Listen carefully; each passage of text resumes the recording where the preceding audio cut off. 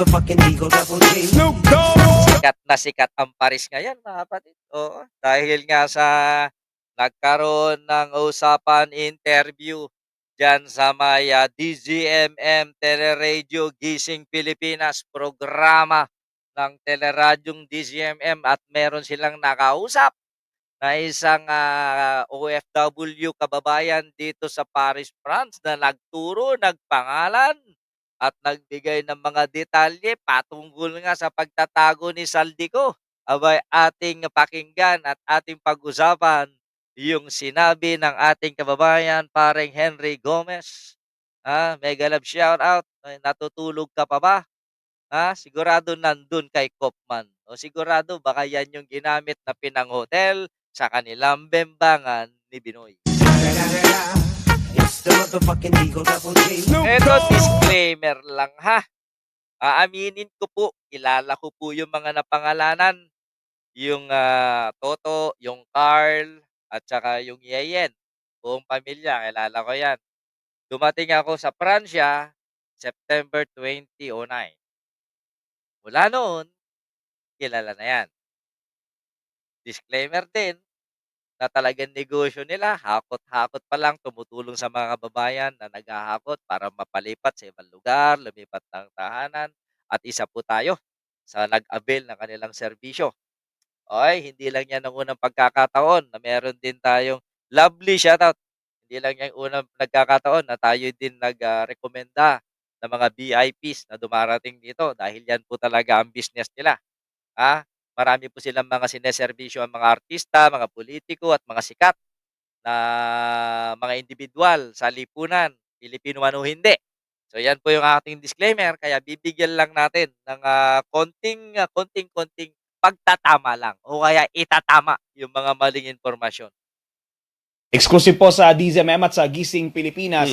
Makakasama po natin si alias Joyce, isa pong OFW sa Europe. Miss Joyce, magandang umaga po. Good morning po sa Pilipinas. Good morning, Robert at Christian po ito. Yes, good morning everyone.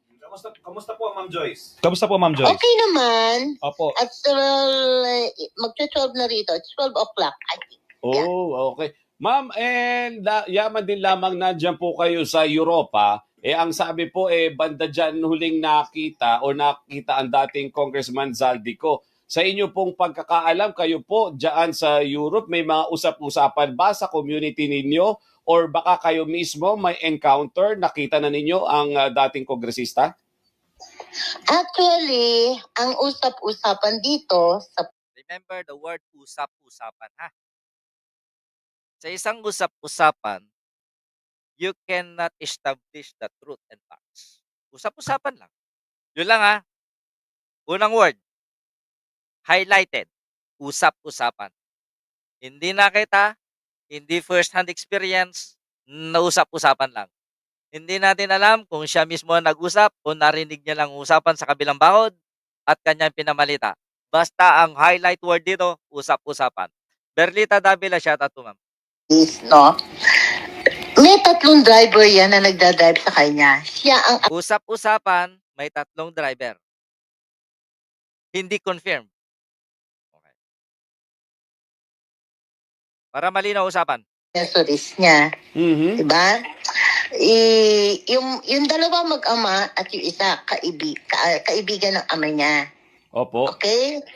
Kasi si Saldico, walang ibang magdadrive diyan kung hindi. At ditong mag-ama nito, ang kumukuha kay Saldico sa Bourget Airport gamit yung kanyang plane.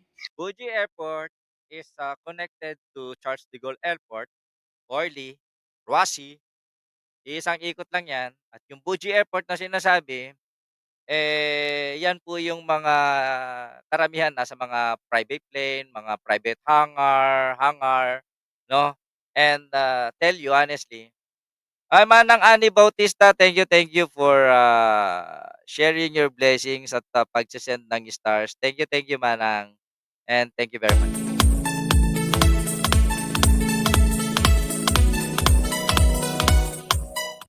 O yan. Tuloy. Probably yung plane niya nandoon kasi doon pwedeng maglagay ng mga eroplano. Sinasabi ng babaeng ito, I don't know her, ano, hindi ko siya kilala. Sinasabi niya na meron daw private hangar itong si Saldico sa Buji Airport. Well, upon the checking, nagtanong tayo, there is no information and there is none at evidence that will prove yung sinasabi ng babaeng 'to na merong sariling private hangar itong si Saldico dito sa Europa. And yung mga eroplano po ni Saldico ay maliliit po. They are not capable in traveling in Europe from Philippines. Ang biyahe po as approved ng mga authority, airline authority. Ang mga biyahe lang po ng mga eroplano po ni Saldico, and those airplanes are not considered personal planes. Those airplanes are considered to be business planes. Business airplanes for rent, for private transportation. Okay? Baka naman nagrenta ng hangar, pwede makisuyo, pero kapag merong ganyan mga klaseng mga pagbiyahe, merong mga dokumento 'yan, 'di ba? Umayos? Ayan, hindi naman tayo mga siraulo, hindi naman tayo mga bobo, 'no? So, traceable. Kahit na private plane 'yan, plane ka sumakay, merong manifesto, meaning traceable. Sa tingin ninyo, ah, ay hindi 'yan nata-track ng ating gobyerno? Hindi 'yan nate-track. Kahit na pag-aari mo yung eroplano, dadaan ka pa rin sa immigration, tama, mali? Maraming flag kasi rito, eh. Doon niya kinukuha. At tong lalaki, yung si Toto Serabia, Ayun, may mga pictures siya. si Toto, businessman. Si Yeyen, nagtatrabaho sa isang I think ang trabaho ni Yeyen is embassy, sa embassy, pero hindi Philippine Embassy, Ricardo Reyes, shoutout. Yun yung pagkakaalam kong trabaho pero matagal na silang negosyante. Actually, buong mag-anak yan, buong mag-anak, yung anak ni si Carl, may sariling sasakyan, for transport lahat yan. May mga flag na. Ni Saldico at ng mga airplane. Ang sabi ko nga, madaling mahuli to kung masusundan nyo sila Toto Serabia at saka si Carl at saka si Micro. Biggest mistake. Bakit mo kailangan pasundan ang isang tao na wala namang kaso? That is harassment. Who will do the following tracking? Filipino citizen, magta-tracking ka dito sa Europa? Mag-espionage ka rito? Does it allowable by law in the Philippines and papahintulutan ng gobyerno ng Europa? Bah, hindi. Hindi mo. Ano ka, MI6? Ano ka, Mossad? Ano ka, CIA? Susundan mo yung papasundan ng mga tao ang kanilang negosyo. Ito nga para sabi ko nga kahapon, kasalanan ba, kasalanan ba nung isang driver na ihatid ang kanyang pasahero sa kanyang patutunguhan? Ang negosyo nun para kumita lamang. At alam natin na legal sila rito. I can attest to that. Sabi ko nga sa inyo ito, dinisclaim ko na 'to sa inyo noon pa. Na sinabi ko sa inyo noon habang nung kasagsagan ng pagpapa-renovate, kaya namin mag-iwan ng ilang libong euro sa kanila. Totoo 'yan. Iniiwan ko lang, walang resibo. Tiwala, para ipadala. Kasi 'yan ang business nila, padalahan. Sila yung ahente ng pagpapadala ng mga remittances sa Pilipinas. Ako yung tulad ng sinabi ko sa inyo, ako yung tao na na hindi makapirmi sa pila, linyahan. Kaya ang ginagawa ko o sasabihin niya, "Bossing, iwan mo na lang. May tiwala ka naman sa'kin." Oo, Lalagay ko lang sa sobre tapos pipirmahan ko, iabot ko na. Sasabihin niya 3 days bossing, kasi unti-untiin ko 'yan kasi malakihan 'yan. Kung minsan nag-iiwan kami ng ₱5,000. "Oh, bossing tatatlong beses ko 'yan, nahihuhulog sa bank account, ha." Sasabihin niya 'yan. Everytime na ipapadala niya, everytime din na magse-send ng resibo. Ganyan na-build up yung trust and confidence namin sa isa't isa. Hindi ko sila pinagtatanggol, pero ang tanong ko, ang negosyo ng mag-ama ay VIP transport service. Kasalanan bang maghatid ng pasahero? Pero ang mali dito pinapatrack mo, eh. Ang tanong, na-establish ba? Ang word pa nga ni ate, accessories daw. What? Number 1 na tanong dito, kailan nangyari kung sa totoo man na sinerbisyohan, Manang Jean Rabara, kung totoo man na sinerbisyohan ni Toto at saka ni Carl, o anong sinasabi nilang micro, sinasabi niyang micro, yun ang hindi ko nakabisado. Kung sinasabi naman na sinerbisyohan ni Toto, Carl at nung micro, yang pamilya ni Saldico, kailan nangyari? Remember, na nangyari lang ang flagging down kay Zaldico, na wanted lang si Zaldico by the month of November. So, ibig sabihin ba niyan, kung naserbisyuhan ni Toto at Carl si Zaldico before November, accessorya na sila sa isang krimen? Hindi, eh. Kahit nga ngayon, eh. Ibig bang sabihin lahat ng sinakyan na taxi, transport service ni Zaldico ay dapat makasuhan na rin? Medyo may pagkasablay kasi yung bidaye ni ate. Hindi ko alam kung ano yung mga personal issues kasi tinanong ko, "Kilala mo ba 'to?" Sabi niya, "Yes, kilala ko 'yan." So, magkakakilala sila. Pero ang hindi lang malinaw dito, sa usaping batas is Toto and Carl ay damay sa kaso ng korapsyon ni Saldico. Meron pang bintang dito, yan yung mini-mart nila kasi meron silang tindahan. Matagal na 'yon, bago pa sumabog, actually bago pa mag-eleksyon, 2022 or 2025, established na yung mini-mart na 'yon. So, paano mo sasabihin ngayon na yung pera ay galing yan kay Saldico? Unless otherwise you can provide evidence. 'Di ba? Inggit si ate dahil malaki kitain ng mga driver. Take note, yan din ang business nung nagsasalita, transport din. According sa aking mga pagtatanong.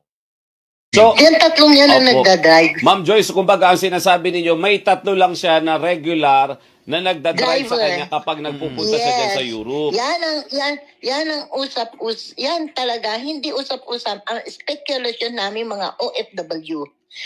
Speculation. You know how dangerous is speculation? It can destroy life. It can destroy the future of the family. Yung ginawa ni ate ngayon, damage has been done. It creates depression. It creates uh, nakapag nakapag-establish ito ng panganib, pangamba, lungkot sa pamilya. Hindi na babayaran 'yon. Hindi na may babalik 'yon. Simpleng pagbida-bida because of speculation, as she said and admitted here in this interview. Tangina, maninira ka dahil sa spekulasyon. Ouch! May masisirang pangkabuhayan dahil lang sa spekulasyon. Walang kasiguraduhan, walang facts, walang evidence, just an speculation. Dito yung sinasabi ko na irresponsible social media. Ako, kilala ninyo ako. Walang hiyaan, bardagulan kung bardagulan, pero hindi ako nagbibitaw ng mga alanganing mga impormasyon because I know the consequences. For me and to the others.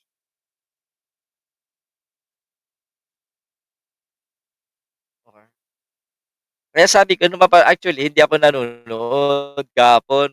Paalis ako, sabi ko, "Pangalan yun ni Toto, yan, Balik mo nga." Binabalik ko pa yan, pinapag-track ko kung positive, pina-forward mo sa'kin. Pinorward ko sa account ko and then habang nasa meeting ako kasi nag-attend ako ng meeting kahapon. Habang nasa meeting ako, naka-focus ako diyan. Nakasalampak yung isang headset ko, nakikinig ako, yung isa nakikinig sa meeting. Ang ginawa ko na lang, picture-picture na lang dun sa meeting. Pinicturean ko yung mga items, yung mga sige, tuloy natin. Kamsat may limit padala sa Europa, 'di ba? Puwede ba yung 5K euro maharang actually ano rito, 200, 2,000 per day yun. Kasi meron din silang Pinoy store. Yung Toto Yeyen store na yan, yung asawa naman niya ang nagpapalit ng peso to euro. So, is it a crime para magpalit ng pera? Business nila ulit yon. Sabi ko nga sa'yo, they are official and recognized legal RIA, ano ba yun, ano ba yung isa?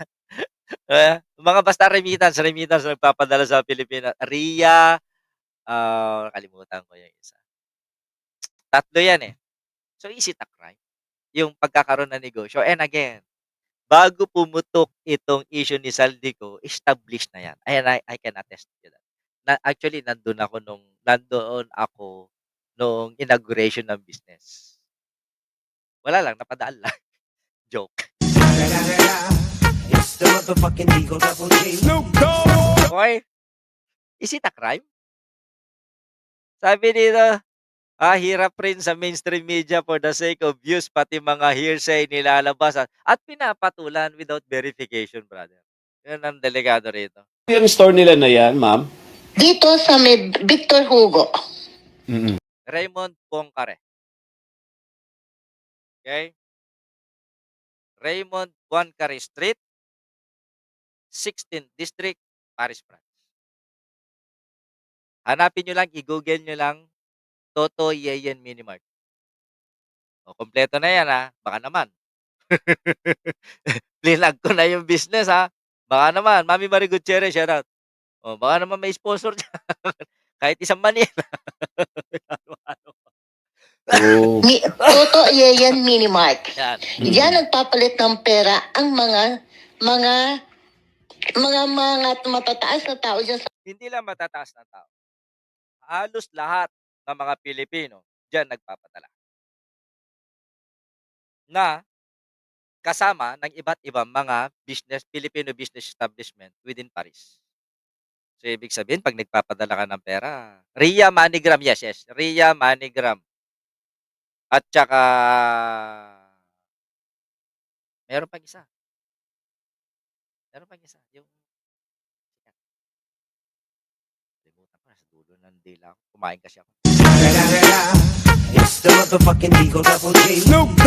Pilipinas na nagpapalit dito sa Toto Yeyen. Opo. Paano po ninyo nakilala, Ma'am Joyce, itong mga sinasabi pong mga driver, yung tatlong regular po na parang bubwit o driver po ni dating Congressman Zaldico?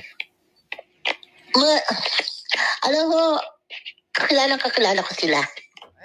Pag sinabi ko kung Western Union, bakit, thank you. Bakit hindi masabi ni ate na magkakilala talaga sila at nasa isang linya lang sila?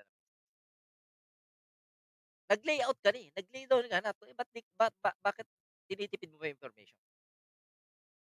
Kilalang-kilala naman sa Paris yan. Di ba? March 76, Western Union. Yes. And thank you kay Ma'am Richie Daroy for sa kanyang pagpapamember sa ating channel. Welcome po sa ating channel, ma'am.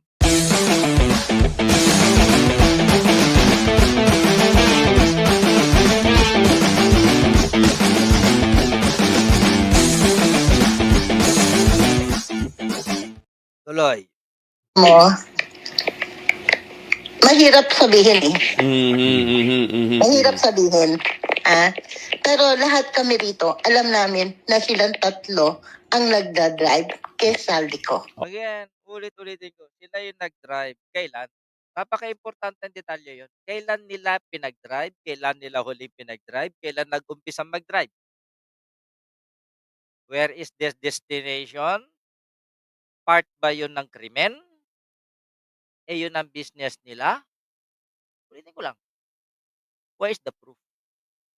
Speculation, usap-usapan, cannot be used in the court of law. unless otherwise you could provide or you can provide substantial evidence regarding your claim.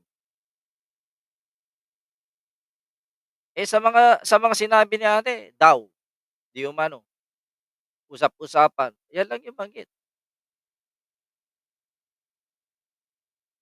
Alam na naming lahat. Sino yung lahat? Again, kahit na ma-establish mo yung lahat, asan niyo pa rin yung pruweba? And then, Po. Nakakasalamuha po ninyo sila, ma'am. Ako hindi. Kailan never nyo pa na-meet yung tatlo, ma'am, na nagda-drive sa kanya? No, kilala ko yung tatlo. Okay, Yung isa okay. dyan, may mga kabarkada yan na kabarkada din ng mga kapatid ko. Mm. Nung minsan nalasing si Carl Sabia, umamin siya na talagang sila ang nagdadrive kay Saldi ko, lalo na nung nagpunta sila sa Monaco. Ma'am, when was that? Kailan? It happens 2021, 2022, 2023, 2024, 2025. Hindi pa wanted si Saldico. So, kung yung mga previous na service nila, damay. Parang tunog Joy Baho yung kausap Kelly Soriano kausap na babae. I don't know, hindi ko kilala 'to, pero sinasabi niya, kilala mo 'yan." Hindi ko wala kasing mukha, eh. Joyce, siya lang ang nagda-drive simula nung magtago talaga siya, not yung mga Yeah, previous oo. pa. Sila ang nagdadrive. Yan ang kasinungalingan niya. And I can attest. Mhm. Kung ikaw, nagtatago ka, kriminal ka, alam mong kilalang-kilala ka ng mga Pilipino, are you going to get a service from a Filipino? Ako hindi. Kukuha ako ng mga transport service na hindi ako kilala. Basic yan. Basic na basic yan. And I know Saldico and his families knows that. That's why they are untrackable. Do you think? Kung Pilipino ang nagse-service niyan, hindi pa sila nakuha ngayon, hindi pa na-pinpoint? Why the why the government is asking, "Picturean niyo para malaman namin." Sinasabi pa ni ate may mga picture daw. Do you think hindi pa yan nakarating? Actually, may kausap ko kahapon yung police attaché natin dito sa Europa. Tinanong ko, "May kaso ba yung mag-asawa?" Sabi nila, "Wala, bossing." Ang dapat may kasuhan nga dito yung nagsalita sa interview because she named names. And naming names creates uncomfortable moments to the family. Damage to the family. Sabi dito ni ano lang natin, ha? Kahit naman sinong mayayaman, kung kabisado mo na yung driver at yun kukunin service. Pero, paano kung ma-establish? Remember, lahat ng mga sakyan sa Europa na mga makabago ay GPS. May mga GPS na yan. Trackable yung mga pinupuntahan. Paano kung ma-establish na yung GPS na yun ay taliwas sa sinasabi ni ate?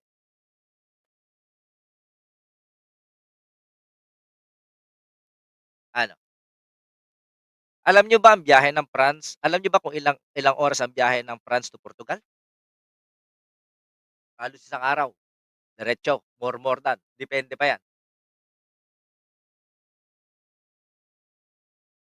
Do you think kaya lang yan ng dalawang driver? Yung sinasabi kong ginagawa tayong bobo ng kasinungalingan, eh, wag nating hayaan. Okay? Hindi yung magpabida-bida ka lang. Nung nagpunta si Saldico sa Portugal, ito Mm. yung tatay nga ang nagdadrive. Silang Oo. mag-ama nagpapapalit-palit sa pagdadrive kay Saldico.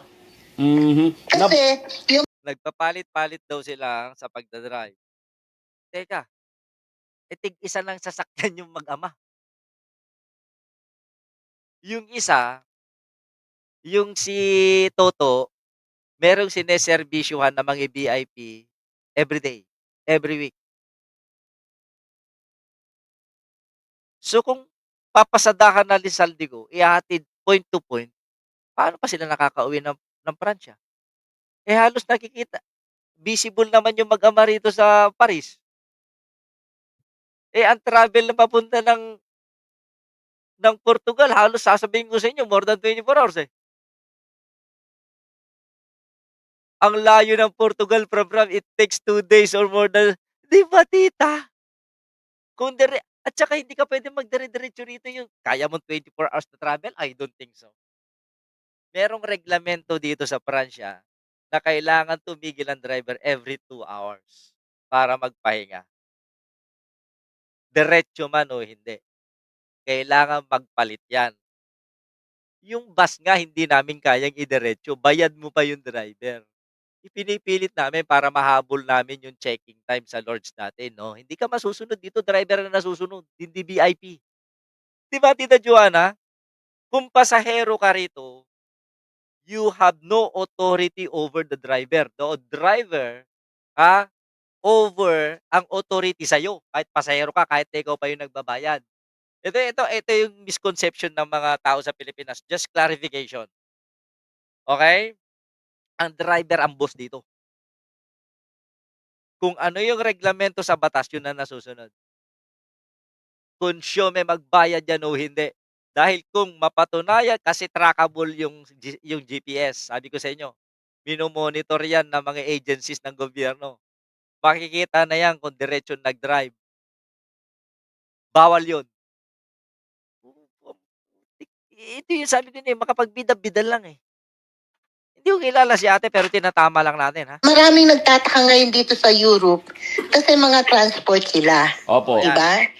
Pero nowadays, mula nung umano kay Saldico, hindi sila nakikitang nagtutour ng mga ibang client. Okay? Parang Yung asawa, parang yung naging asawa niya, dedicated sila, Miss Joyce, na driver ni Zaldico simula nung magtago siya. Usap-usapan. Sabi ni ate, yun ang usap-usapan. Marites. Chismis.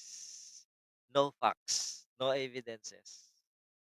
And yet, it create damages. Ako nga, kung mag-drive ako mula Laguna to Bigan, may rest ako, hindi lang minsan. Dapat. Kaya nga nung nag-drive asawa, kapatid ko sa Norway, na pumunta kami Italy, dami naming stop, eh, nag-overnight pa nga kami sa Austria. Yes. Kasi bawal yun dito sa Europa. At I think kahit saan naman. yes. Kaya ngayon, pag yung asawa niya nagpo-post sa FB, ganito ang linya niya. Ang asawa ko pagod na pagod. Magpapahinga asawa ko, and then after anak ko naman ang magdadrive. Sino pagdadrive? Binigyan niya ng kahulugan ng isang posting. Eh, nandun ba nun? Pagod na pagod yung asawa ko sa pagdadrive kay Saldi ko. Wala naman, eh. So, is it a crime? Again, ulit-ulitin ko, is it a crime na ipag-drive ang isang pasahero kung ang business mo ay transport service? Para kang doktor. Para lang doktor. Merong isang pasyente, duguan. Kailangan ng serbisyo mo dahil isa kang medical practitioner. Ginamot mo, not knowing na kriminal yung tao na ginamot mo. Is it a crime for a doctor to heal a patient na hindi niya alam ang kriminal? Kriminal na yon. Ganon din. Kapag isa kang driver, may sumakay sa'yo, nagpahatid sa isang pupuntahan, hindi pa criminal that time. Criminal ka na rin? Aksesorya ka na rin sa pagtatago? Eh, yun ang negosyo mo para kumita? Wow! Lupit naman. So, ibig sabihin, lahat na sinakyan na taxi, transport service ni Saldico, kailangan na rin makulong? Aksesorya na rin? Ang lupit naman ng batas na yan. Tsaka maalaman mo yung pangalan ng driver at pasahero mo kapag VIP vehicle sa abroad. May manifesto. Again, where is that manifesto? Pag nag-by car kami, si Habi, Sabi dito, Dolo7, nag-stop or pass cafe pagising niya. Hindi lang po yan para maunat-unat po yung mga litid-litid. Lalong-lalo na pag yung mga edad-edad po ni trucks na ganyan. nila. Mm-mm. Kasi ang mga Oo. driver dito nagtataka ngayon bakit wala silang client na ibang customer? Walang client from Philippines. Mm-mm. Nung time na... Nakapokus ngayon sila kasi kay Saldico. Opo. Ate, alam natin na October, November, December, patay ang turista natin from Philippines because of the weather. Okay? Sabi dito, ni isang magandang malamig na morning dito, Maris G. Mata, magandang hapon and thank you, thank you, thank you. Alam mo na kung anong ibig ko sabihin. Sagot nila minsan, hindi nila pakakawalan kasi pera yan Mm-mm. Mm. Pera yan. Nung time po na umamin sa inyo na yun nga ho, ipinagmamaneho nila si Zaldico, may mga... No, hindi sa akin umamin na pinagdadive nila si Saldico. Mm-mm. Okay? Inamin niya dyan, hindi sa kanya umamin, ha? May kainuman sila Kainuman. doon sa inuman nila that Ah. time Mm-mm. at umamin yung anak niya na sila ang nagdadive kay Saldico. How verified that information is? Sabi dito, maniniwala yung iba kapag hindi pa sila nakapag-abroad para sumakay ka ng VIP transport dito sa abroad. Di ba? Kaya nga natin tinatawag eh. Hearsay pala, alam mo eh. Yun nga, puro hearsay nga si ate. Pakita Pumunta po lang mga... muna. Tatlo silang driver. Mm-mm. At lahat po sila mga Pinoy. Yeah. Opo. May naipakita po sila mga pictures kaya? Mga talaga pong magpapatunay Oh, na Si talaga na ipag-drive Si nila? Toto, may mga pictures yan pati ng mga eroplano ni Saldico. Kasi Mm. siya ang sumundo sa Buje Airport. Saan po yung airport na yun, ma'am? Pwede mag-request si ate. Actually, I'm asking the cooperation. Kailangan nilang i-establish yan. Di pala sa'yo eh. Bakit lakas loob mo na mag-name drop? Kaya, kasi nga, business is business. This is a business rival. Tita Joanna. Well, ako in-encourage ko ang government. Sa tingin niyo hindi pa ginawa 'yan ng government na halukayin yung manifesto ng flight manifest, flight travels ng mga eroplano ni Saldico? Do you think so?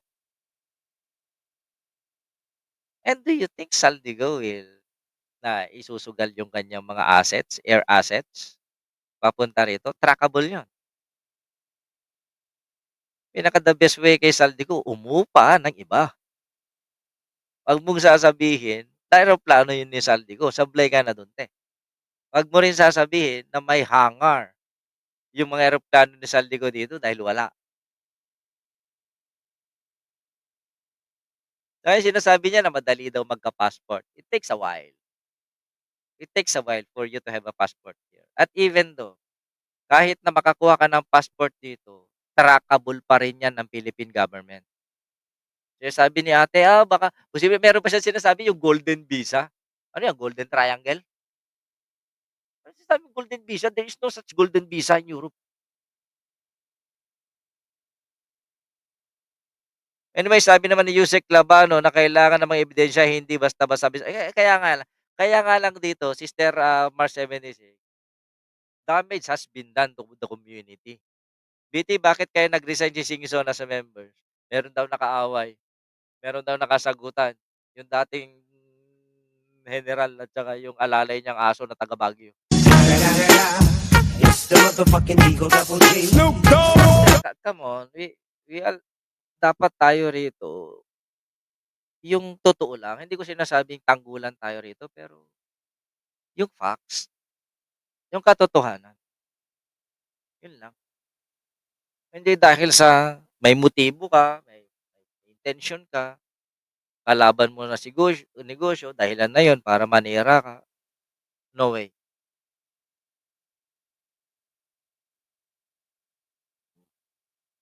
Ang pangit. Malapit lang yan, makalagpas lang ng CDG Airport.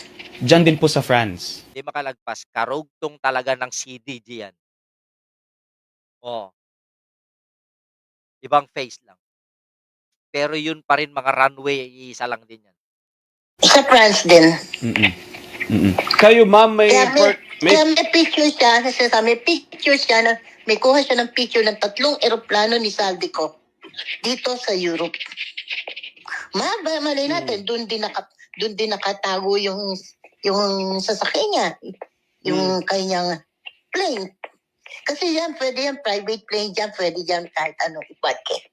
At saka Opo. dyan sa Buje Airport, na pag-alaman ko, may mga pilot dyan na pwede silang ipag-drive. Para bang black, babayaran sila, black na hindi na naka-declare.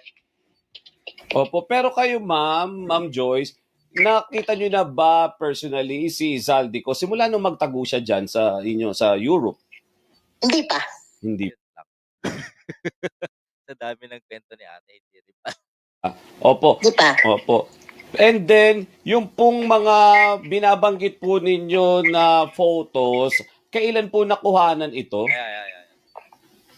Noong time na nandito, na hindi pa pumuputok yung scandal tungkol sa kanya. Inamin na rin niya. Kung sakali may mga photo, kung hindi pa pumuputok yung mga scandal, meaning hindi pa siya wanted.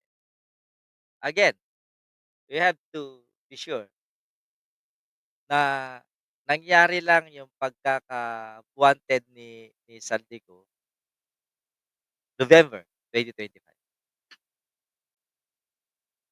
So, ibig sabihin, nung sinerbisyuhan nung unang panahon, accessory ka na. Hindi, ito na lang tatanungin ko. Patalinuhan na lang. Transport service ang pinagkakitaan mo.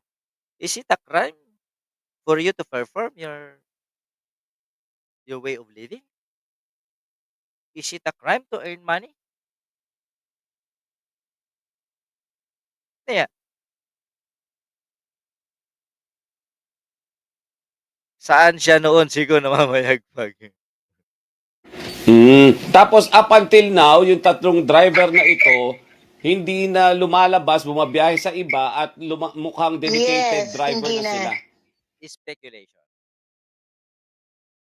Paano kung nagtatago ngayon si Saldico? Paano kung may establish ko ngayon na nandito sila sa France? Ibig sabihin, nandito sa France din si Saldico. Diba? Paninira gawain ni ate dahil kakompetensya sa negosyo. I don't know. Hindi na. So, ang namin, wala naman sila kasi yan ang bread and butter nila eh. Di ba? Ngayon, hindi na sila, maraming nagtataka, bakit hindi sila bumabiyahe? Ngayon, meron pang isang Kung hindi bumiyahe sila, is it a crime again? Choice nila yun? O, naman. Pati personal na pamumuhay, pinapasubukan na. Ang subject dito, Saldico. Okay? Si Saldico.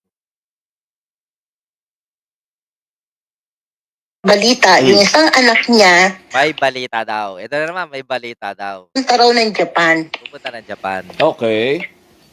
Is it a crime to travel? Every citizen, we have the right to travel as long as it is legal, as long as it is allowed by law, and allowed by the immigration. So, ibig sabihin, pag pumunta sa kubeta yung pamilya, kasalanan ni Saldico, utos ni Saldico. Ulito taray siya na. Ganyan na lang ako usapin. Hindi, tinatama lang natin. Ay, hindi ko. Kaya lang, mahirap na yung makapanira ka because of speculation. Because of chismis. Because of sabi-sabi. Ang taong naniniwala sabi-sabi, ay na magsabi. ng Japan. So, ang isip namin, baka doon din pagmamaneho si Sal. Ang isip namin. Sabi niya, ang isip namin. Ang hilig makialam buhay ng may. Di ba, Tita Johanna? Sa Japan. Ang isang anak, ibig sabihin yung isang anak ng driver Driver. dyan, pupunta rin ng Japan. So, ibig Yes. sabihin, Ma'am Joyce, doon sa pagkakaalam ninyo, kung saan pupunta si dating congressman, binibitbit Bitbit. yung isa sa kanila para sila yung magsilbing driver pa rin. Kumbaga, trusted. siguro, Sila yung trusted maaring niya. ganon. Ayan. Diba? Oo. Maaaring ganon. Siguro.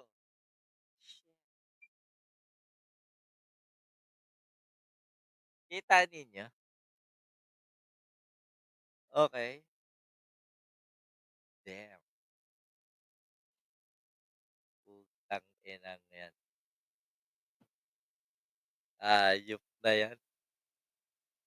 Okay, a piece of advice. If you know something, crime na nangyayari, what is the best thing to do? Report it to the law enforcers, not to the reporters. Tama, mali? What is the reason why you have to consult reporters? Para sumikat ka. Sisikat ka sa makakapanira. Okay, disclaimer.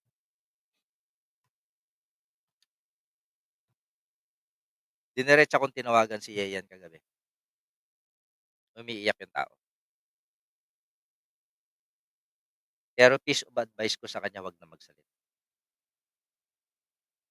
Kasi anything na pwede niyang sabihin, social media o hindi, may use against them in the future. Sa social media, pwede kang baliktarin anytime. Sasagot ka man o hindi, guilty kaya sumasagot. Guilty kasi hindi sumasagot. So let it be done. People know who you are. And that's it. Di ba? Ito namang mga nag-interview, bubo nga din eh. Sabi ko nga sa inyo, kaya ito title ko eh. Teleradyo, na kuryente ka dahil kay Saldi ko, dahil sa pagbida-bida ng isang tao. You have to verify, ask evidence. Kung ganito ang mangyayari sa batas natin, wala na mangyayari sa Pilipinas. Mas delikado ang ganitong mga nangyayari kaysa pagbaril ng isang tao. Social media nakakamatay na yan. Irresponsible using of social media may cost a life. Dito, it damage a family. Yung reputation, kayang ibalik yan. Pero yung depression, hindi mo na mababayaran yan. Hindi mo na may babalik yan. Yan. Na-advise ko kagabi. Sabagay, advice lang yun. Kung susundin nila, okay. Kung hindi, okay lang. The best way, manahimik. And let due process na gumawa. Ngayon, hindi ko masisisi kung magkakaso sila. There is a probable cause. Na-damage sila. That is defamation. That is libelous. Because she named names. Ba? Ito lang sasabihin. Sana mapakinggan ito ng mga kababayan natin. Not only in Paris. Kung hindi sa buong mundo. Know the facts. Huwag tayo maniniwala doon sa di umano, haka-haka, sabi-sabi. And even though, is it a crime? We have to consider them as a criminal as well. Nangyari yung serbisyo before na si Saldico ay maging wanted. Kung sakali man na nakatanggap sila kapalit ng kanilang serbisyo, yun lang yun. Hindi sila parte o aksesorya doon sa pagnanakaw. The way I understand. Di ba? Sabi doon, hindi naman patusin ng Philippine government. Yun nga sabi nung konsulado, yung konsulado, yung attaché natin. It's not a crime. Unless, makapag-establish na sila yung nagkukup. Kung sila yung kumukup, pero yung pagkahatid, hindi naman siguro. Most especially, it happens kung hindi pa wanted si Saldico. Nangyari yung pagka-wanted ni Saldico, wala pang 1 linggo. Hindi kasi trabaho nila yun, sir. Sabi dito, may probable cause at may motive sa bagtit kaya pwede sila magdemanda. Well, sabi ko nga, kung magdedemanda man ang pamilya ni na Toto, saka ni Yayan, maybe they have the right to do that. But ang pinaka-advice ko kahapon, pinaka-advice ko kagabi, consult a legal expert. Pagdating sa mga defamation and libel cases. Yun lang. Kailangan nilang magkonsulta. At karapatan nila yun. Pero walang karapatan ng sino man na manira sa ere. Lalong-lalo ang basehan mo ay haka-haka lamang. Yun lang yun. Sabi dito, kaya may turing na po talaga si Saldico na arkitekto na mag-ghost projects even mga diskaya. Sabi dito ni Ma'am Leonida Negrillo, shoutout. Kaya kalinawan lang, disclaimer lang, kasi marami nagtatanong sa akin kagabi, "Ingat ka diyan kina Toto, kasi ganito." Show me evidence, then I will condemn them. Show me proof at ako pa mismo magtuturo sa kanila kung saan sila uhulihin, kung may pruweba at kung talagang sangkot sila sa krimen. Hmm, pero make it sure na may kaso muna, okey? Hindi tayo yung ano, mahirap kasi. Pero ito nagba-vouch ako, nagdi-disclaimer ako, kilala ko. Again, I arrived in Paris 2009, kilala ko na sila. Sabi ko nga sa inyo, mga isa o dalawang beses kami naserbisyuhan ni Toto Yayin, nung paglilipat namin ng bahay. I think twice. Nung una, si Toto mismo nag-drive. Nung pangalawa, yung hindi ko alam kung yung anak niya o yung driver nila.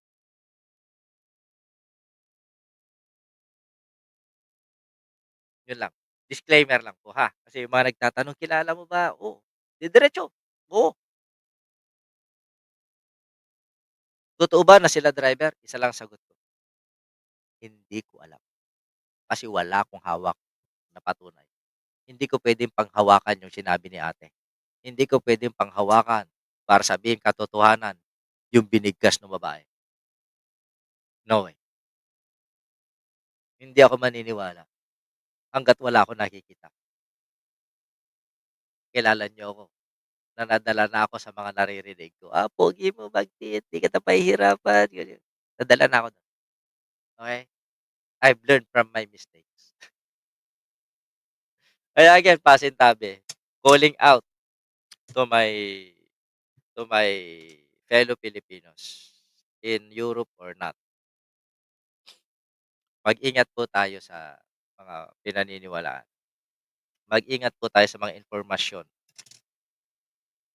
I-verify at i-verify po natin lagi 'yan. Baka hindi natin alam sa simpleng paniniwala mo sa impormasyon, hindi mo namamalayan nakakasira ka na ng pamilya at kinabukasan. Okey? Kaya maraming maraming salamat. Back to normal tayo. Ang bagtit ang pang-umaga, MOA 1984 here. Kasabayan mo yung ano, biyenan ko. 1984 din siya, sa France. Hindi pala 1985, 1985 siya. Kasi 1984 pinanganak yung kapitbahay ko, eh. It's the motherfucking Eagle Double G. Again, last call ko na, dun sa mga ano, baka meron kayong naresibo niyan na hindi pa ni-remit sa'kin, mamaya hindi ko kayo alam niyo ba yung ano, yung pasalamat video ko? First time in my 5 years, take 5. Bakit? May nakalimutan ako. May nakakalimutan akong mga pangalan. Oo, take 5. Dati take 1 lang 'yan, tapos edit na. Kahapon take 5 ako. Kaya naubos ang oras ko dun. Okey, kaya maraming maraming salamat, dun sa mga sponsors and members nung 2020 ay nung November. Oh, 'yan yung mga kabuuan. Maraming maraming salamat. Sana tuloy-tuloy lang. Kaya kay sarap makita yung mga pangalan sa mga members list, na sa mga miyembro saan man 'yan, mga parte ng talaba, masaya ako. Oh, napakasaya ko na may mga pangalan kayo diyan. Yung mga nagpapalipad din, maraming maraming salamat, and of course yung mga nagpapa-stars sa Facebook. Maraming maraming babalik na rin natin. Unang magla-live, Bagtit, optional 'pag meron, verbally ko. Kasi pinataas ko lang yung algorithm nun, eh, yung analytical nun. So, I think, wala na yung shadow ban. Kasi may nag-advice kasi sa'kin, 'pag shadow ban ka, palitan mo yung routine mo. Palitan mo yung dati-dati mong ginagawa. Yo, welcome ka. Sabi niya, "Ay tita" nag-number 1 si Tita Joanna. Ang lupit, 'di ba? Eh, masaya ako kasi marami tayong natutulungan. Oo, nakakapagpa-graduate na tayo ng may leukemia, dalawa, dalawa. Actually marami na tayong natulungan hindi ko na yun nga sabi sa'kin meron daw kayong natulungan sir pinaopera ninyo yung taga Oscaris Ramon. Sino yun? Di ko na rin maalala. Yan yung nadisgrasya during municipal meet, sabi ko, yung nabali yung kamay. Pinaoperahan natin yun, pinalagyan natin ng bakal, di ba? Marami na tayong pinalagyan ng bakal. Marami na tayong pinaoperahan. Hindi ko na kilala. Dahil lang sa simpleng pag-uusap natin. Ayun, may humingi ng tulong. Pero, dadaan muna yan kay parang Pijo. Kay brother Jojo muna, Marcos. Kasi jurisdiction niya yan.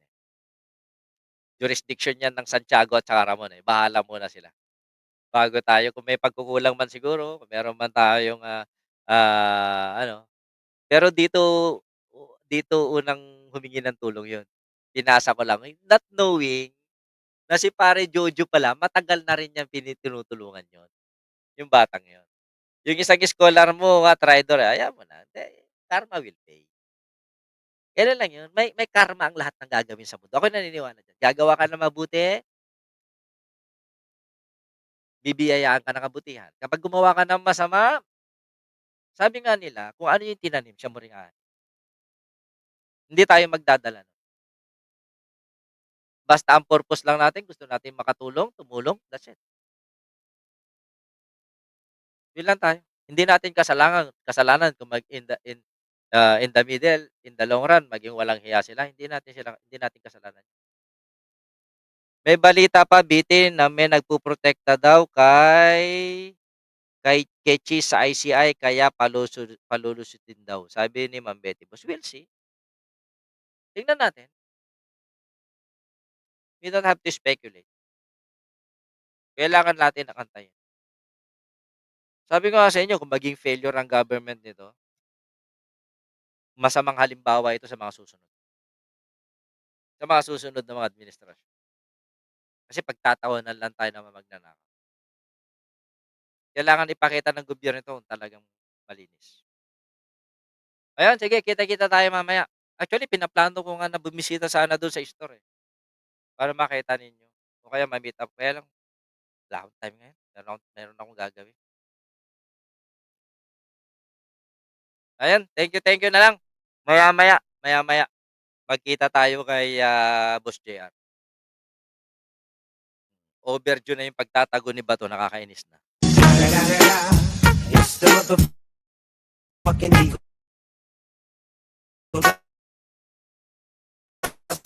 Snoop Dogg.